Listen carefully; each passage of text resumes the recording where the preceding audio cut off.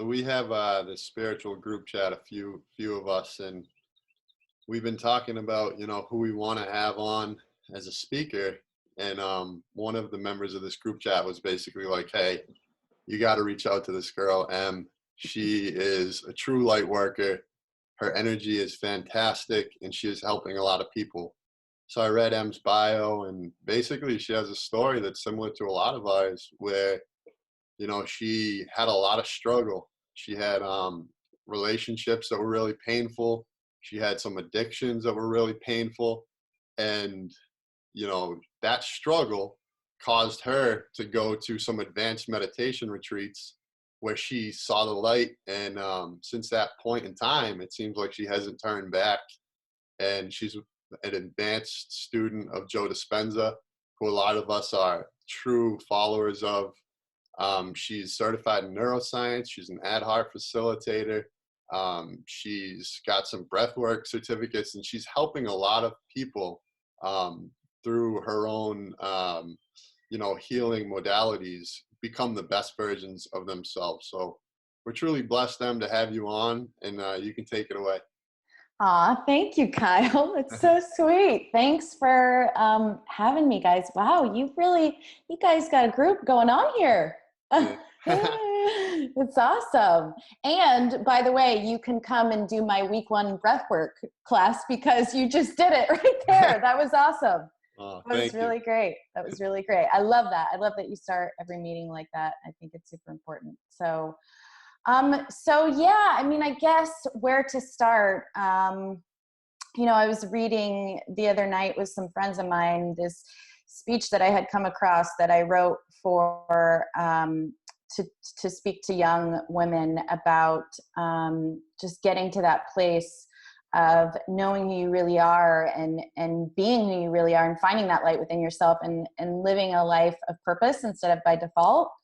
And going back through, really starting at 12 years old, the first time I ever thought about suicide at 12 years old, and then 15 actually having my first serious suicide attempt, and then 16. And then, so it wasn't just, a 10-year marriage and a 10-year pain pill addiction. It started at a very young age. And I think it does for a lot of us, that because we're not taught as kids the importance of valuing ourselves and finding that voice. And so for most of my life, I did what everybody told me I should do, right? After getting out of high school, at 19, I had my first son and got married at 19, and was just trying really hard to fit in, to do what we're taught that we're supposed to do. And that marriage quickly dissolved. And then I met my next husband and moved to Kellogg, Idaho, which probably nobody has even heard of. It's way north Idaho. And I started a life that I thought, okay, if I can live this life that I'm supposed to, if I can be married and have the kids and have the job, and then I'll be okay. And for the next 10 years, I dove deeper into a pain pill addiction. I dove deeper into sadness, into loneliness, into, while on the outside, doing exactly what looks like is a happy life. And I just always knew within me that there was more. I knew that there was more to life. But when you don't have anybody to tell that to, you just kind of keep it hidden. You bury it deeper and deeper. And I found ways to cope. I found ways to cope my whole life, which was through addiction, really. And, I would say that my mom had always kind of taught me about spiritual concepts, but I never had a religion. I was never into spirituality. It was a very private thing for me, my relationship with God or spirit or whatever you call it. It was very private to me. And I never had those discussions with anybody. So, for those 10 years of that marriage, it was very dysfunctional. And it just got worse and worse and worse. And I finally reached a point where I think a lot of us do, where it's so much more painful to continue doing what we're doing than to do something different. But the hardest thing is doing something different. That's the hardest part.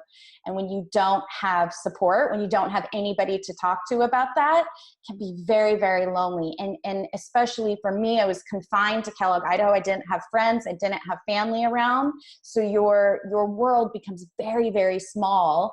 And when your world is really small for a long time, you don't see that there's a whole world out there that exists, right? So you just kind of stay quiet in your misery. And especially as women, you know, I heard my daughter say something the other day about, you know, that her dad had mentioned something about, you know, good women need to learn to do dishes and things like that. And I just was, you know, that's not uncommon to hear those words. And I do everything I do now in the last 3 years for her, to show her that there's so much more to life than just doing dishes. And if that's what you love to do, that's amazing too.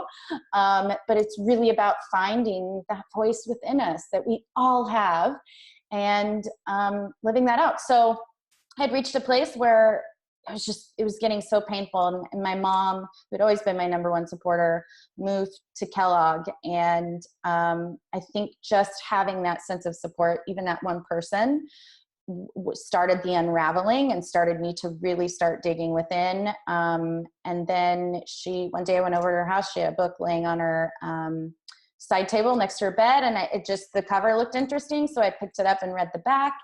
And it was essentially, it was about how powerful our thoughts are in creating our reality. And just that right there was like, oh my God, I felt that. I felt that for the first time in my life. Like, oh my gosh, that makes so much sense to me. So I asked her if I could read it. And it was called You Are the Placebo by Dr. Joe Dispenza. And she was like, yeah, read it, you know. And she'd been sending me links to people like Deepak and Eckhart Tolle and all these things. And I just was not ready. As I told Joe in the podcast, when the student's ready, the teacher appears, right? So I was not ready until that point to hear that. So even though she'd be sending me all these things, it was like, well, whatever, it's mom being mom. And in that moment, when I read that, it was that moment of hearing truth. And I dove into the book, and I started, he has you start doing these really specific meditations. I'd never meditated before. So it was like a shit show. It was, you know, but I did it every day, and it became my one thing that I had, right? I was a mom, I was a wife, my in-laws lived next to us, I worked full time, we had a side business. So I was very busy doing stuff on the outside to not have to go within. And I think that's what we all do. We're really great at creating distraction. And I had a lot of distraction. And, you know, so I started reading the book, I started to meditate, I started watching YouTube channels on tons of spiritual leaders, personal development people. And you know, I'm sure you all know that moment where it's everything makes sense. And I felt it in my heart and my body and my soul. And I was just determined to create a better life. And for 9 months, it was secretly waking up and going into my closet at 5 a.m. so I could meditate, you know, so I could have that peace for me while not bothering anybody else. And the more I did that, and then I started doing my own thing. I started like writing down every day, how am I feeling, and really getting clear on like, you know, what emotions am I feeling, and writing those down every day, writing down what a great life would look like, writing down from my lens at that point, right? So we think that we can ask for more. What does more look like? But it's always from the limited lens that we're at that point. So, you know, looking back and reading those journals now, I'm like, wow, I had no idea that it could be so much more than that. So for about 9 months, I meditated every day, started writing these things down, and I started to feel happier. I started to feel I was taking less and less pain pills to get through my day. I mean, it was to a point before I read that book where it was like 10 hydrocodones at a time just to function, like just to be normal. And I just knew I couldn't do it anymore. I was exhausted. I was tired. was lonely, I was sad. And so the more I started meditating every day, the less I would take of that, the more happier I would feel. And so of course that started changing the dynamics with everybody in my life, including my husband. And, I started to find that strength within myself. And people in your life have a hard time with that. They have a hard time when you're changing because they need you to be a certain way. You need them to be a certain way. When we start changing those dynamics, it can get difficult. So it actually kind of started to get worse with my husband. And so then I went to my first progressive workshop. It was a weekend workshop.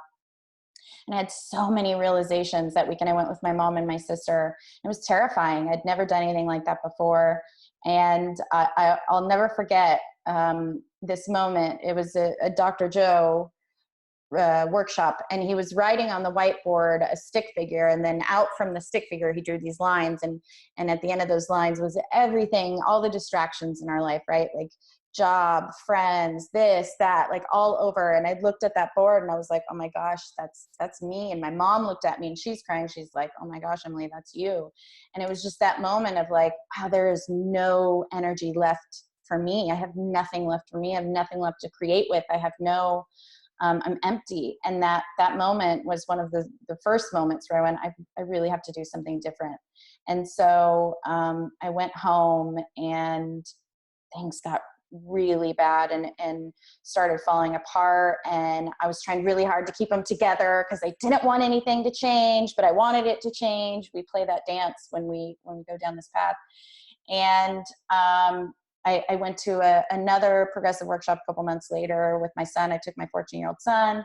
And then about 4 months after that, I went to my first advanced retreat, which is 4 days. And you dive really deep into going within and connecting. And I had my, people call it Kundalini. I hate to put like words on things sometimes because words just don't like describe it. And it was during walking meditation. I'd done some really powerful breath work. Dr. Joe is where I first learned about breath work. And I remember going to walking meditation, just like done. Like I was just like, I'm so done with feeling this way, right? I felt this way my whole life. I'm just ready to be done with it. I'm ready to let go of all this shit. And I think that served as fuel. It served as fuel in those moments to just, you have to reach that point of like, I'm just done. I'm just done. I'm tired of being a victim. I'm tired of like all of these things controlling me. It's and I had reached a point where I knew it was up to me. I reached a point where I was like, I can't even complain about my marriage anymore if I continue to stay in it. I can't do that anymore. I know too much at this point. And I went into that walking meditation, like in that kind of state. And, I remember my head going back, which it had done previously. My head would go back in meditation when I would start to feel like really I was going deep. I just said, screw it. And I put my head back, and in a moment, it was as if my whole body was plugged into an electrical socket. I had never experienced anything like that in my life. It was terrifying and exciting at the same time. And I just knew I had to surrender into it more and more and more. I didn't even really know what surrender into it meant at the time. I just knew I had to kind of let it happen. And for, I don't know, about 45 minutes, that's how long the walking meditation is, I shook, cried, everything on the ground, outside. And I came out of that, and my heart, it was like somebody took, pliers and just opened my chest and opened my heart. And I connected with, God, the universe, whatever it was. And I lifted 20 pounds off my shoulders, and, coming out of that moment changed me. And I went home from that retreat, and I knew I could never go back to the same life. I could never go back to the same me. I wasn't the same person. And that I came home on a Monday. I still had my bag packed from the retreat, and I just knew I had to leave, and I didn't know what that looked like. I didn't know any of it. I just knew I had to do something different. And I remember laying up in bed and hearing my husband walk through the door downstairs, and I was terrified, terror. And I heard this voice plain as day in my ear that said, if you only knew the life you get to live, you'd be running out that door. And as soon as I heard that, I was like, all right, I have to do this. And he walked up and I said, don't say anything. I have to leave. I don't know what that looks like. I don't know what that means. I just know I have to leave right now. And I left. I went to my mom's, who lived about 15 minutes away, and have not looked back since. A week later, I put myself through pain pill withdrawal because I knew I couldn't become the best version of me if I was going to hold on to parts of Emily. And that was a part of Emily. And I dramatically changed my life. And a couple weeks later, went to another Dr. Joe retreat and ended up crashing into a person that, again, the words don't do it justice. But we knew in a moment that we had done this life thing many times before, and that we had just met up again. And to say he's the love of my life is like so minimal. He is me. He's part of me. And we have had to go through a lot of struggle in the last 2.5 years. I think people think that, oh my gosh, you have an awakening or an enlightenment experience, or you open your heart and then it's like everything is solved and you are enlightened for forever. And as far as I know, that's not the case. It's the continuous shedding and rebuilding and shedding and rebuilding. And I have been shedding myself ever since then and creating myself over and over and over again.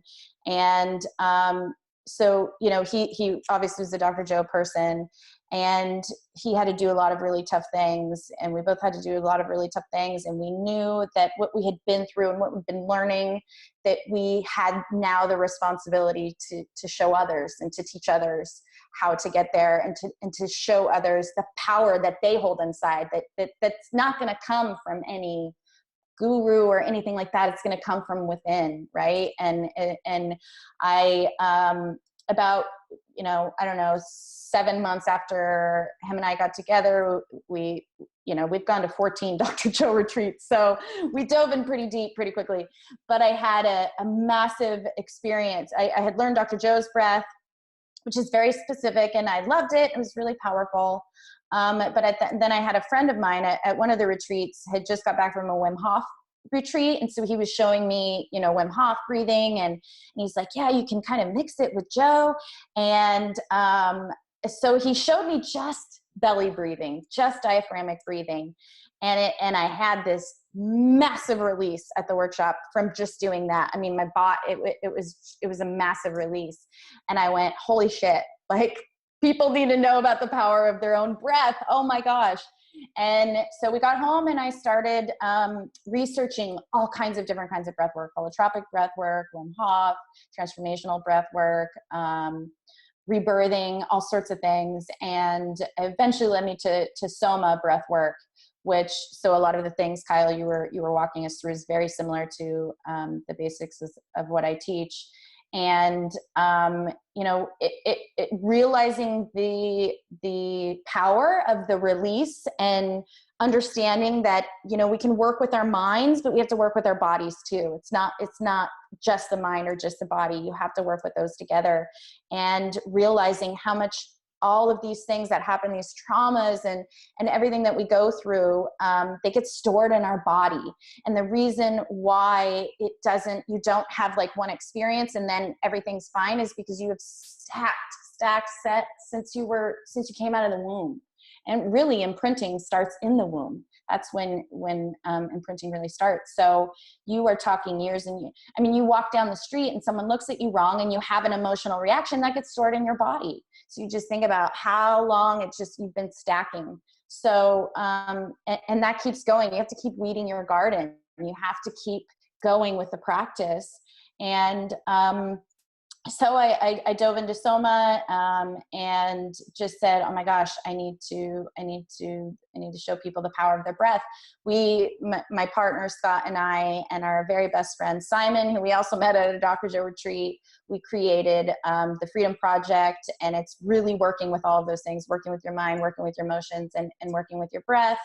And, so many people were asking me about the breath work part. So I thought, okay, I'll do that as a side thing. And it's just kind of, people want to learn about their breath. It's amazing. It's so amazing. And it's, for me, anytime you give somebody a tool that they then get to take and make their own, it's something that they have within them. It's self-empowerment. It's self-empowerment to be able to use your breath, to release emotion, to regulate your state, to not have emotional reactions, like to learn how to, instead of using prescription pills, using what you already have inside of you. And, my goal and my mission is to start teaching kids at a very young age, because it's not something that we're taught. And we go on, our breath goes on autopilot, and our breath can actually lead to so many, people think, oh, I know how to breathe. And most people don't. Most people have it, like I said, on autopilot, and it leads to disease and all sorts of problems in our body and in our mind. And we can be on this vicious loop where we're in stress, and so we shallow breathe, which causes more stress, and it's just this vicious loop that we're on that we can't get out of. I'm sure everybody can relate to those days where those thoughts are just nonstop. I still have them, and I had one yesterday. It was like the morning with just those vicious loops, and I just had to breathe all day, breathe. And it's so fascinating for those of you that have experience with addiction. I always go back to that because that's been my experience. So, we're literally addicted to chemicals in our body. We're addicted to those things. We are one big addict most of the time. And it's so easy for our minds to go back to that. I quit smoking too when I was, right after I'd put myself through pain pill withdrawal. And I still, to this day, like a craving will come up, and I know it's, it'll be gone in 30 seconds, but so it's so powerful how strong these thoughts are and these chemicals are that go through our body all the time. And I was having those moments yesterday where I don't feel anxiety really anymore. And it was coming up, and I'm like, wow, this is really interesting.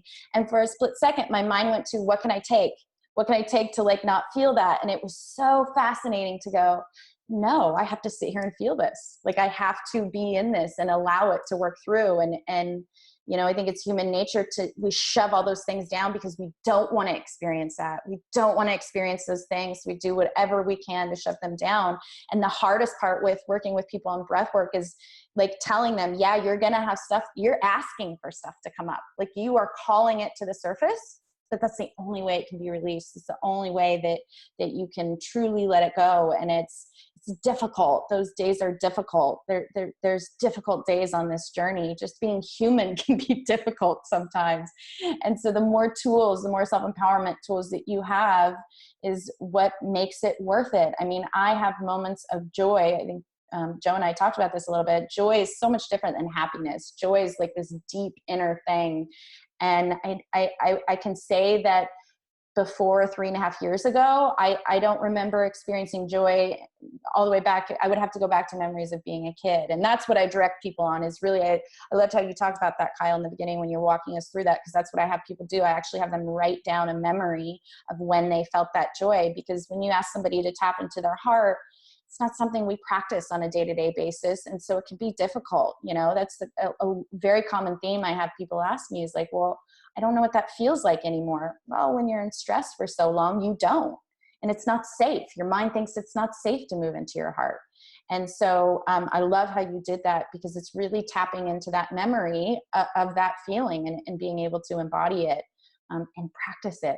It's a practice. It's all a practice. So like I said, my mission and purpose now is to show people how powerful not only their breath is, that's amazing, but how powerful they are.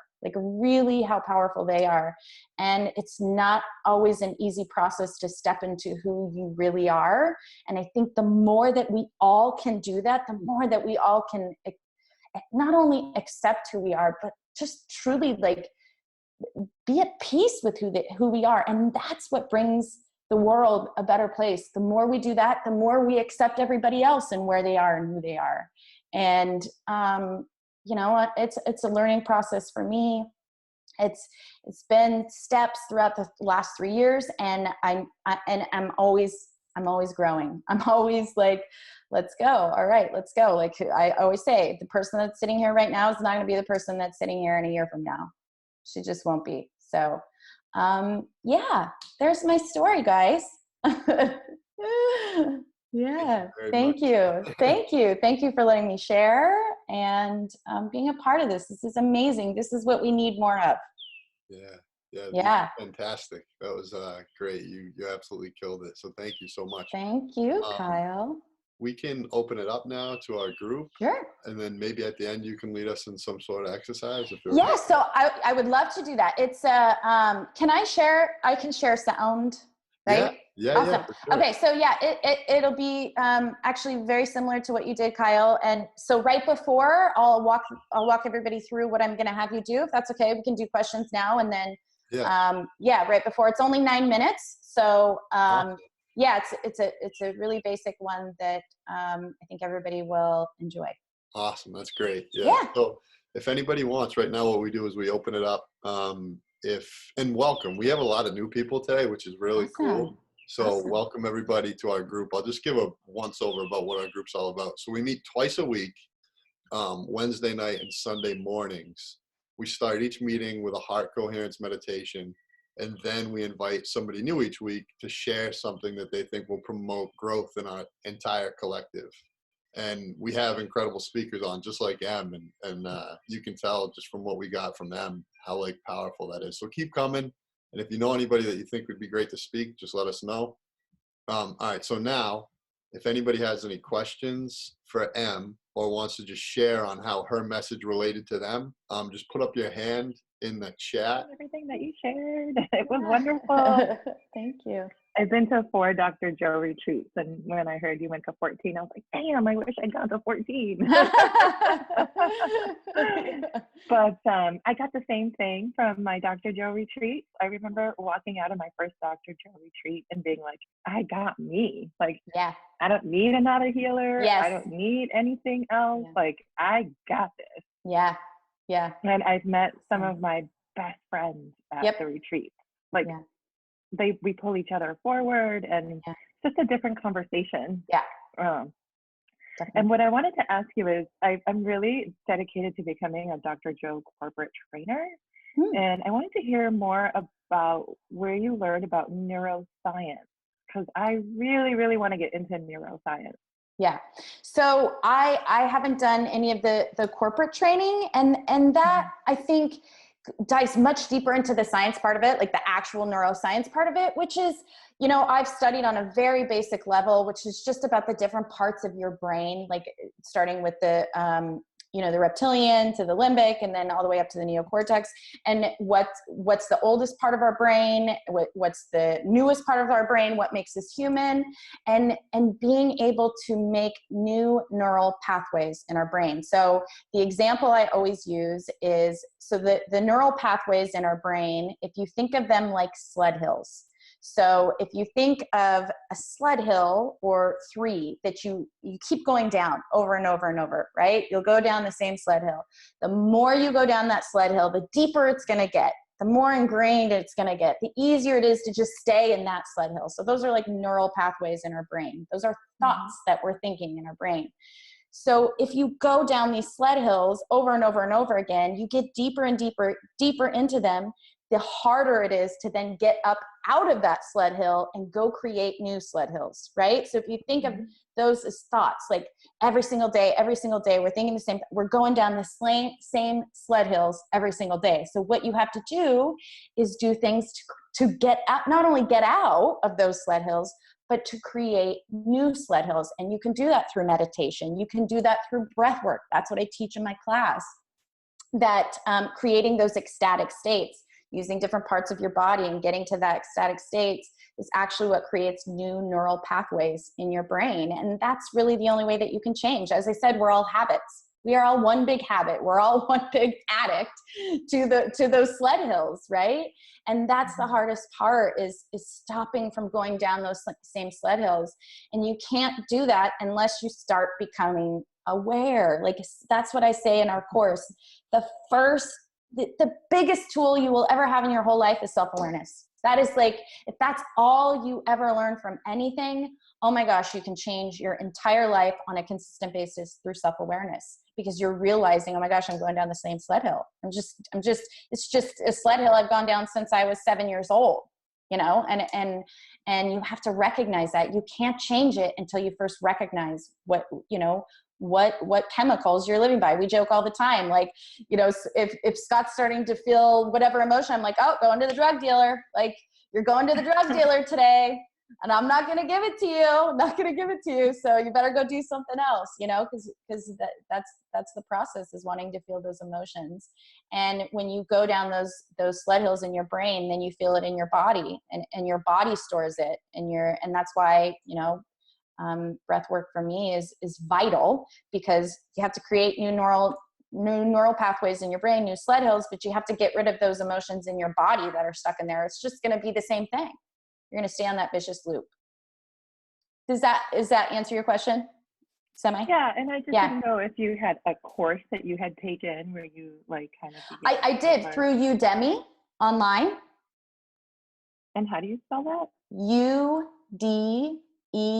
Oh, okay. Yeah. Neuroscience for change. And it teaches you, you know, really at age 0 to 7 is when those really become ingrained in us, and how difficult, those are the most difficult ones to change. And that's really who we are. So it's really going back to ages 0 through 7, when we go through this work and we start the process of transformation and the process of change. We really have to look at our life. And if you look at the experiences that you've had and the people you've had in your life, most of the time you can see that they're just repetition of the same thing. That the audience may be different, but it's the same play. So, you know, you go back to going, oh my gosh, this is what I do. When I have something come up, I trace the feeling. And most of the time the feeling can be traced back to somebody or something that happened when I was a young child. And I have to understand that, oh my gosh, that feeling is just coming up because I felt it for so long and I'm addicted to that feeling. So I need people to show up so I can feel that feeling, right? And it's that process of really understanding that most of these things can go all the way back to age 0 to 7. Yeah. Thank you, Claudia. Yeah. Thank you, Em, for yeah, that. thank you. I see Matt. Is that your hand up there? I'm going to unmute you, bud. Hold on one sec. It always takes like super long to unmute somebody, so I double click it and then it mutes them again. Hold on. Matt, you there, buddy? Hold on. I think he asked a question on the chat. I don't know. Okay, cool. Yeah. It says, my question for you, in what ways can present thinking alter the future or today? And Matt, can you unmute yourself? Just so I want to be sure I'm understanding your question so I can answer it in a clear way. Matt, you there, bud? He must be, yeah. Yeah. Can you unmute him, Kyle? I'm trying to, and it's not letting me. You? Yeah, maybe we'll go. Yeah. I see Joe's hands up. We'll go to Joe, and then maybe I'll try to come back to Matt if he can unmute himself. Yeah, I mean, I think he's just saying, you know, in what ways can present thinking alter the future of today?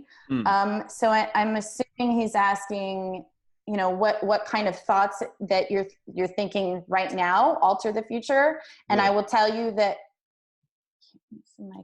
yes, exactly. I will tell you that it's absolutely your thoughts that will alter the future, right? So if you have been doing the same sled hills in your brain, the same thinking all the time, that's what your life is going to look like. That's what, you know, people say, well, how do I get to those subconscious beliefs in my mind? You don't have to try. They show up in your life every single day. So if you have a subconscious belief that money's hard to come by, you're going to have experiences all the time that show you money's hard to come by. You don't have to go searching. It will show you in your life. Your life is a reflection of your subconscious beliefs.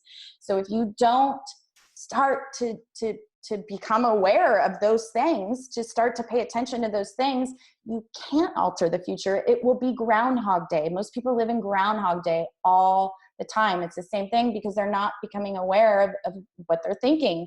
And it's not, I don't say that like it's an easy process. It's a process. It doesn't happen overnight. It's the first thing I tell people that come into our course. This is not an easy pill. If you're looking for an easy pill, you're going to have to go somewhere else. Like, this is a lifelong thing that I'm showing you here. And the only way to alter the future is to start thinking of what you do want. So we have, in week 5, we have people do their fishbowl, their current fishbowl. What does their current life look like? Who are the people in it? What feelings are they feeling? What thoughts are they thinking? What are they watching on TV? What does their environment look like? And getting really clear on that. And then the next week we have them do a new fishbowl. What do you want in your life? And as I said at the beginning of the call, that's going to come from your current lens, your current perception right now, and that is going to change all the time. So what I wrote down a year ago is pretty different than what I wrote down today, right? Because if you're focusing on everything that's going wrong, or you're the same Groundhog Day, you have no energy or focus on what you do want. And people think, I found a lot of the times, and I did this in the beginning too, again, especially as women, we're afraid to ask for what we want. We're like, if it doesn't come, or what if, for me, it was, I just wanted love. And I didn't know what that looked like. I just knew, I remember saying to myself, I just want my outside world to reflect my inside world. I didn't know at the time it was. My outside world was reflecting my inside world. So I had to keep doing changes on my inside world so it then could be reflected in my outside world. And so I would write down, I wrote down L. I took a sheet of paper, I wrote down L at the top for love. And I wrote down everything that would look like in a partner. And at the time I was still married, and I gave away the idea that it had to be him. I tried to, like, for 9 months, it was like, no, if he could just change, this is what we do. If he could just change, then I'll be happy. If he could just accept this, spiritual path, if he could get into it, then everything would be great. I would be okay. Right. And I was constantly searching for answers. Should I leave? Should I stay? And I knew, we know those answers within our heart. We're just too afraid to admit them half the time. We're too afraid to take that power back and go, no, this is up to me. This isn't up to anybody else in my life. This is up to me. We are solely responsible for our lives in every way. And that's a hard truth for people to swallow sometimes, because if they have to take control, it means they can't be a victim. It means that, like, oh my gosh, I may be doing this. Like, I may be creating this life. And the amazing thing is, yes, you are, which means you can create whatever you want in it. Like, whatever you want. That's what I tell people all the time. No limit. So when I have people write down what they want in their fishbowl, I'm like, I don't want you to think, well, I can't ask for this because what if this doesn't happen? And it can't come if you don't ask for it. It can't show up if you don't ask for it. So we can't play small in our lives. We have to start changing that thinking today, in the present moment, instead of going, oh my God, like, how am I going to pay this bill today? Instead of those thoughts that get, I've worked a lot with abundance in the last 2 years too. And I would start to recognize when I'd pay a bill, I'd get that like sinking feeling like, oh, and then I started paying attention to that and going, well, all that's doing is creating the same thing. So how about, like, if I totally enjoy paying this bill, how about if I start going like, oh my God, this is going to seem so small. In a year from now, I'm going to look back at this moment and go, oh my gosh, I didn't want to pay $100 bill. Now I'm paying $100,000 bill and it's fantastic, right? Like that is changing your thinking in that present moment to reflect what you do want in the future. And it never, in my experience, comes in the way that you think it's going to come. And it doesn't matter. That's none of your business. You just have to pay attention to those thoughts and those things that you do want to feel. And I knew I wanted to feel love. And when I wrote that list down of what a partner would look like, I let go of it having to be him. And I remember about 6 months into Scott and I being together, I remembered writing that in my journal. And I went, holy shit, I wrote you down. And it was, I found the journal and I went back through it, and it was everything and more that I had written down.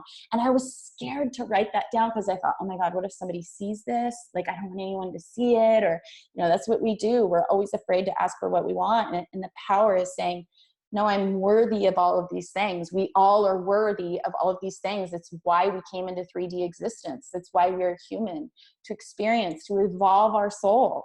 And so you have to change those thoughts in the present moment. It's vital to changing the future. And I hope that answered your question. He said that clicks perfcling. So thank you, Matt, awesome. for coming in and just getting right active. Yeah. That was a great question. That was a great question. And just to, bring that back to our group so that the new people know, when we do that beginning meditation, like Em said, we're creating new sled hills based off a new feeling. So we're thinking and feeling positive emotions. I know for myself, when I was struggling, I was thinking and feeling on that sled hill that was not beneficial for my growth. The thinking and feeling of positive elevated emotions is how we heal. And so by us continuously doing this, we're creating those new sled hills in our brain, ones that promote healing. And so the more we do it, the more we become those emotions, and the more we'll manifest those things into our life. So I see Joey's hands up. And just real quick, if I could add to that, Kyle, that was absolutely beautiful. And I want everyone to know that it's a practice, like to feel those emotions, like he said, it's a practice. I think so many people are used to like quick fixes, like, well, I'm trying to feel that emotion and I can't, what's wrong with me? That's the first thing we do. And it's when you go into a gym the first time, you can't lift 100 pounds right away. You're gonna have to start with 5, right? So like you said, practicing those emotions is the key. Joey. Em, what's up? What's up, fam? How you doing? That was dope. I actually kind of forgot where I was originally going to talk about, just because you dropped so much fire after what I was already thinking about saying. But one thing I did notice is that the practice thing, and when you think about a rut, which is what's made when you create a sled hill, it's a rut. And even if you want to get out of it sometimes, when you're going down so fast, you just kind of sling in and out of it like this. So forgiving yourself when you're trying to get out of this thing, because it's not going to be like and you may slip back into it. It takes a while to smooth that sucker out. It's got to snow a few times, and then it's got to get, you know what I mean? So like, you really got to, I think one of the things that comes along with, like you said, we live in such a ridiculously fast-paced world now. I mean, I believe like 20 years ago, our attention span was somewhere around like 15 seconds or something like that, and now we're down to like 8 seconds. So, and it's continually going down. So because of that, like, we're just not paying attention to these things, and it's hard to go through the patience and practices of these. But if you can stay on these practices, you'll start noticing that the patience becomes greater.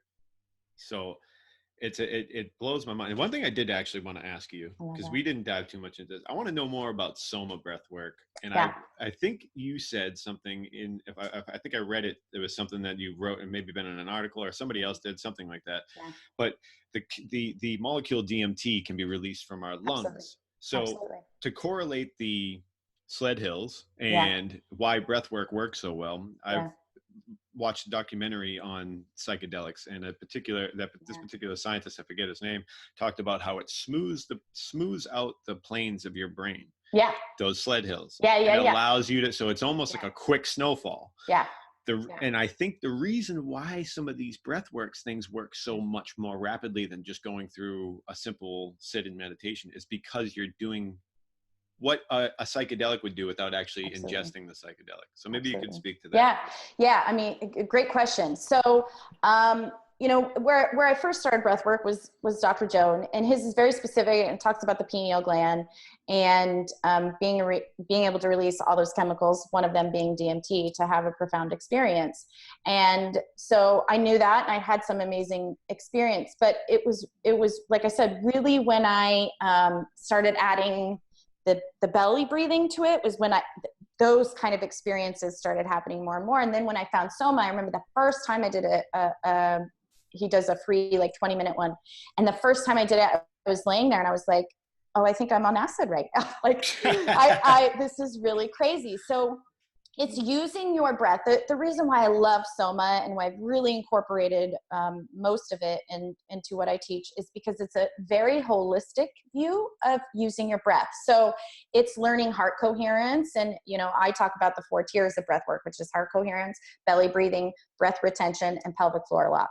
So all of those things individually are amazing and have amazing benefits. But then when you combine them together, that's where the magic happens. That's where, and I always want to walk a thin line when I talk about this, because the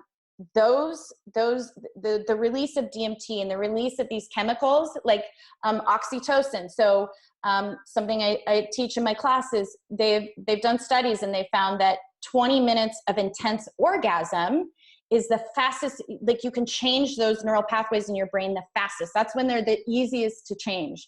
So what I do is take you through a process where it's mimicking an orgasm. You're using your sexual energy and your breath to create that same ecstatic state, to release those chemicals, DMT being one of them, to have these moments of profound awakening, and not just awakening, not just like connecting with whatever you call your source, not just connecting with that, but then changing those pathways quickly, right? So we teach processes that will slowly change those, but you can have experiences with breath work that can change those very quickly. So I tell everybody when you go into the full 45-minute one that I do, have an intention going into that of what can happen, because you can have these moments that, some call it Kundalini, whatever you want to call it, doesn't matter. The words don't matter, but it's an experience that will change you. It's happened to me many, many, many times. And every time it happens,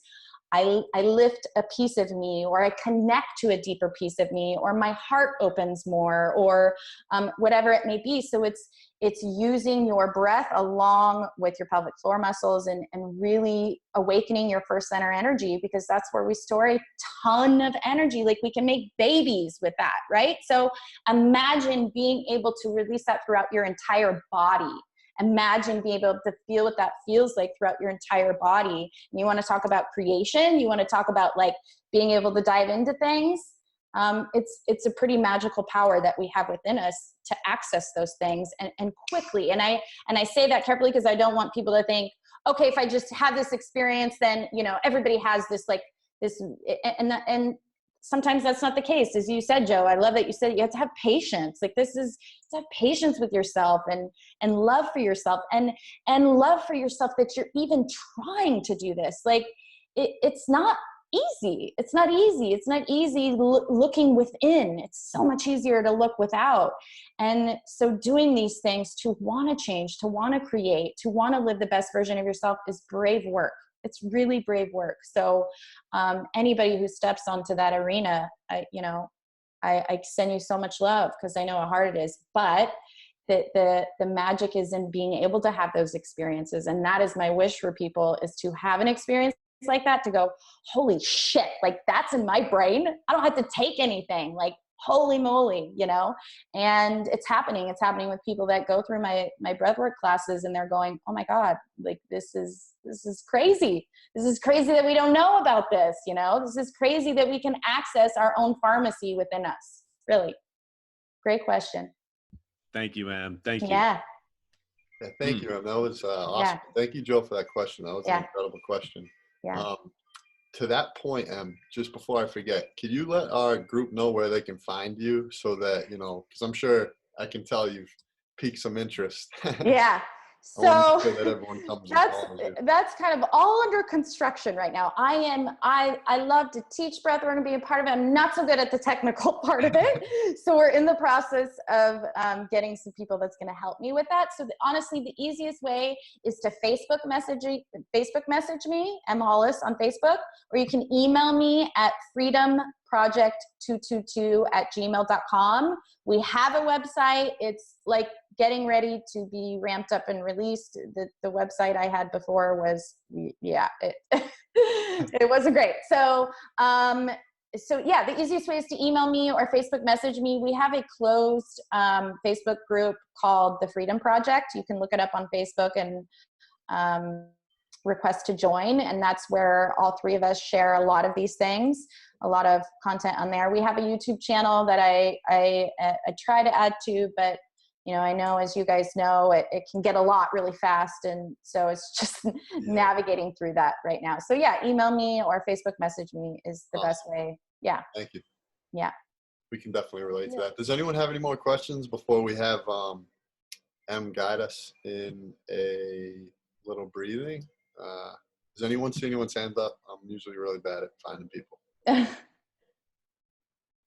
We go to a nice little guided breath session. Cool. Yeah. So basically, the first part is very similar to what Kyle walked us through, which is, so the first 4 minutes, you're going to be doing some heart-focused breathing, which just means you always want to be sure to be breathing when you're doing these in through your nose and out through your mouth. In through your nose, this has to do with O2 and CO2 levels in your body. We naturally should always breathe through our nose. When we breathe through our nose, we stimulate nitric oxide, which opens our blood vessels, helps blood flow through our body. It cleans the air. It doesn't allow you to take in too much oxygen. So you always want to be, even during the day, just practicing breathing in through your nose, out through your mouth, in through your nose, out through your mouth. When you breathe in, it stimulates your sympathetic nervous system, which is like fight or flight, it's stress. When you breathe out, you stimulate your parasympathetic nervous system. That's rest and digest. That's the part of the brain and the autonomic nervous system that we want to be in most of the time. Most people aren't. So you want to be sure to be breathing in through your nose and out through your mouth. And as you're doing this first part and you're visualizing is so big in breathwork and meditation, but you're visualizing that breath moving in and out of your heart center. So as you're breathing in and out, you're like visualizing that expansion that's coming out from your heart, and you're connecting. And then I'm going to say, bring up a memory of when you have felt some kind of joy, some kind of, I mean, this could be anything from like a neighbor brought you some food one day and it felt so good. We all have, even if it's little, like even if you could just tap into that little feeling of, you know, you had a good conversation with your kid or with your sister, or, you know, you ate a really good meal. Any kind of emotions like that are elevated emotions. And that's what we're working with. That's what we want to get into heart coherence. It takes that elevated emotion along with your breath, right? So the first part is just visualizing, breathing in through your nose, out through your mouth, visualizing that breath moving in and out of your heart space. And the more you visualize that, the more you're going to feel that. You're going to feel calm and relaxed. And as soon as you start to feel calm and relaxed, that's when I want you to bring up that emotion. And even if it's small, even if it's just that little bit, it's that practice of that. So that first part is really going to be doing that in through your nose, out through your mouth, breathing in and out of your heart space, feeling it expand. As Kyle said, that electromagnetic field expands the more we move into our heart. And then we're going to go into some rhythmic breathing. And the rhythmic breathing is all about belly breathing, about learning how to breathe through your diaphragm, which this is the most basic thing I teach. And it is the most basic thing that if we can all learn just how to belly breathe, you will notice massive changes in your state. So as Kyle said, when diaphragmic breathing, belly breathing is breathing from your diaphragm, which is right here. So as he said, when you're breathing in, your belly should rise. And when you're breathing out, your belly should fall. So most people, which is a normal thing, breathe shallow. They breathe from their chest, they breathe from their shoulders, because it's not a practice to breathe through your belly. And when I have people start doing this, it can feel really awkward and weird because you're like, wait a minute, that's, you know, my body doing something different. But again, the more you practice this, the more this will become natural for you. And there's so many amazing benefits to just belly breathing, to diaphragmic breathing. So what you want to do, I'm going to count you. You'll hear me count in for 4 and out for 4. So just be sure you're breathing in through your nose. Try not to get too technical about it. Breathwork's all about getting out of your head and into your heart and into your body. So don't like panic if you can't keep up, or the whole point is just to have a rhythmic, steady breathing through your belly. So as you're breathing in through your nose, if you have your hands right here, you'll feel this rise when you breathe in. And I'll give you guys all a really good tip that the fastest and easiest way to start practicing belly breathing, diaphragmatic breathing, is to lay down flat on the floor and put like a book on your belly. And so you have to see when you breathe in, that book is rising and falling. That's a really quick and easy way to start practicing belly breathing. So the second part is going to be a rhythmic breath. It's going to be, in for 4 and out for 4, with the focus on breathing through your belly, with the focus on breathing through your diaphragm. And just being conscious and aware of your breath is going to instantly relax you. This is something that you can do every day when you're feeling that anxiety, is extending your exhale. When you exhale, you're going into your parasympathetic nervous system. So just by extending that, you will feel your whole body relax. When your body's relaxed, your mind can relax.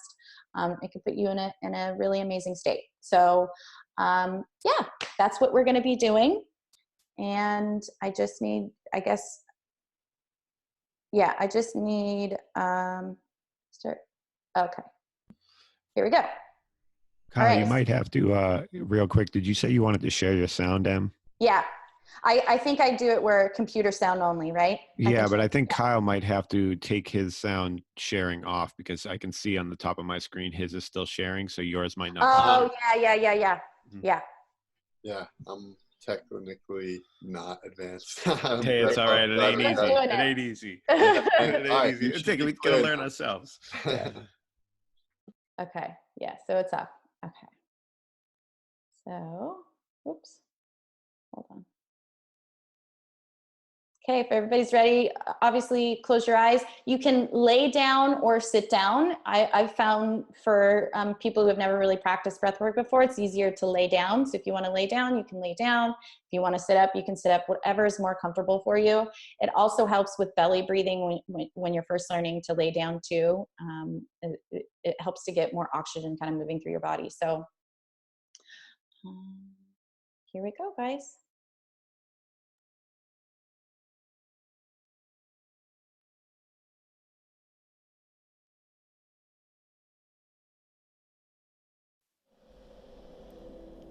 I want you to put your hand on your heart.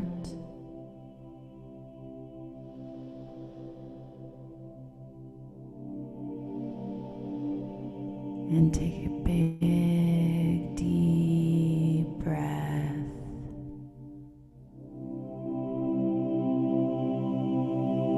In and out slowly.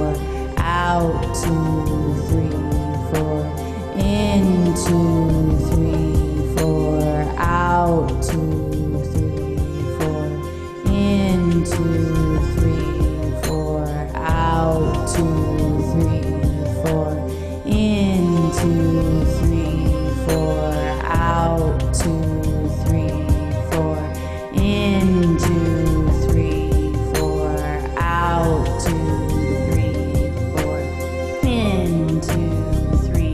4, out, 2, 3, 4, in, 2, 3, 4, out, 2, 3, 4, in, 2, 3, 4, out, 2, 3, 4, in, 2, 3, 4, out, 2, 3, 4, in, 2, 3, 4, out, 2, 3, 4, in, 2, 3, 4, out, 2, 3, 4, in, 2, 3, 4, out, 2, 3, 4, in, 2, 3, 4, out, 2, 3, 4, in, 2, 3, 4, out, 2, 3, 4, in and out.